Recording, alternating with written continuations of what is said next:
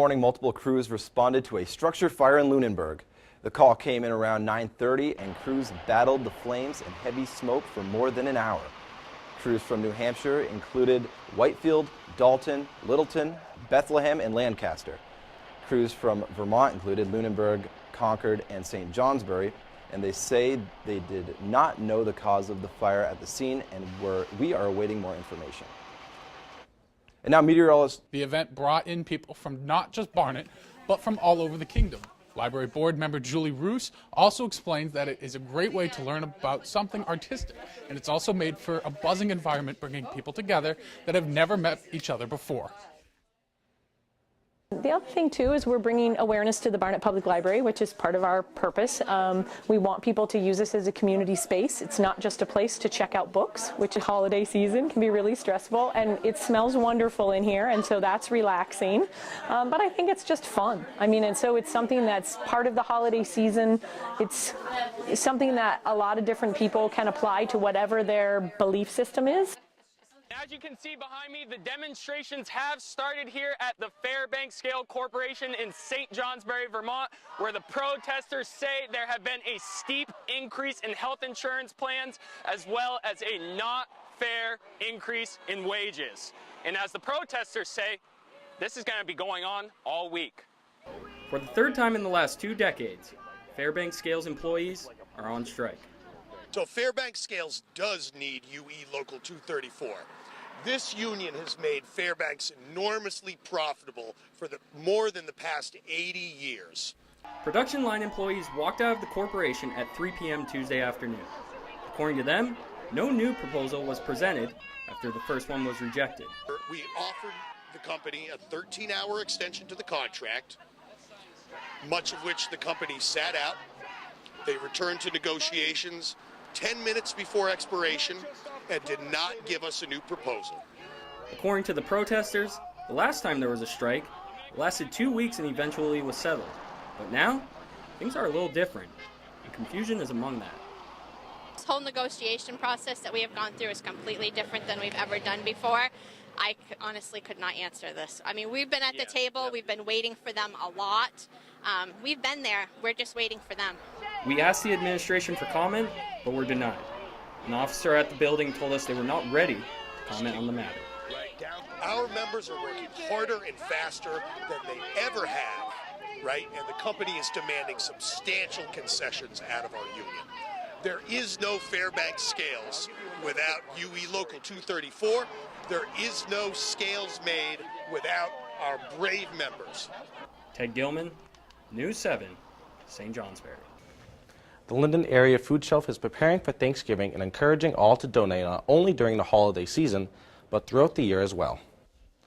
The food shelf has been struggling lately due to lack of donations. The lack is influenced by food from the Vermont Food Bank being needed for other donation areas, and donations in general being low. Tell people to remember this is a year-long struggle. It's not just the holidays. It's fantastic, just a holiday, but it's an everyday ordeal of having enough food to feed your family. And these things can be special requests like cleaning of cars and driveways during winter months, or even hitching a ride to Boston. And with the effects of what the council calls snowbirds, which are volunteers that leave for the need for these volunteers is even more important.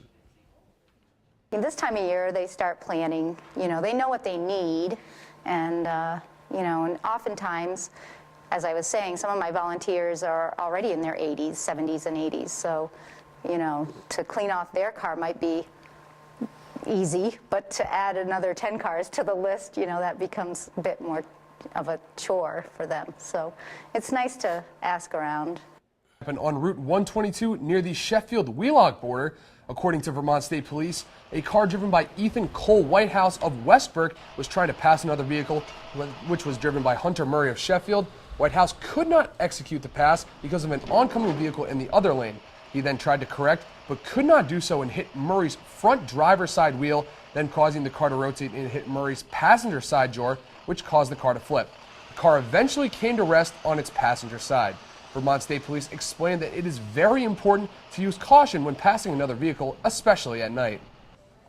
I would recommend waiting for a passing zone in the roadway and just making sure that, you know, if you're on a turn, it's probably not a good idea to pass.